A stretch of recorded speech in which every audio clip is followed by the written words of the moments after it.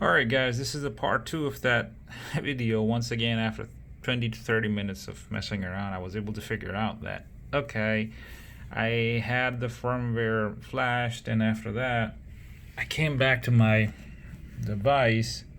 So this ground was connected here when you were flashing here in the ground, and this ground was connected with GPI 0. You need to pull it back in order for the flash part to work. And after that, when I was trying to run Thonny, on Thonny I went on to, let me just try to, from the tools,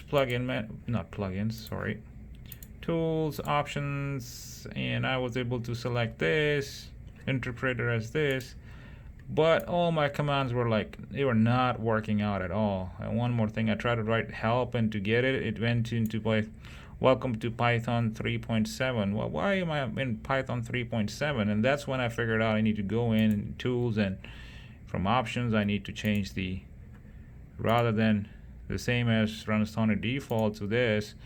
And this time I'm not flashing the firmware or anything. I'm just basically, I want all the commands to be considered as a Micropython commands.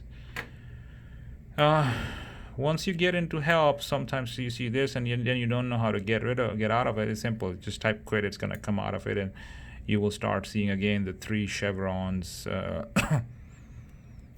These 3 chevrons. All right. So after just spending some time, I figured out, okay, while I was burning, it was the ground was here and this was pulled down. So let's do this. I'm gonna take it off from here, put the ground over there, and then disconnect that loop that I have like this, where the ground connects with GPI. With one hand it's difficult, but it was connected here. I just unplugged it, and bingo, what do you see here at the bottom now? Micropython version 1.13 is here. Good.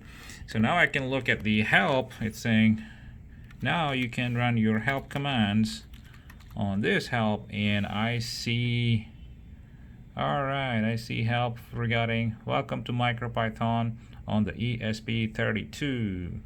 So I thought it's good to share with you guys, because yeah, it is a learning process. If you don't know, there are very few videos out there. And one special thanks to Mr.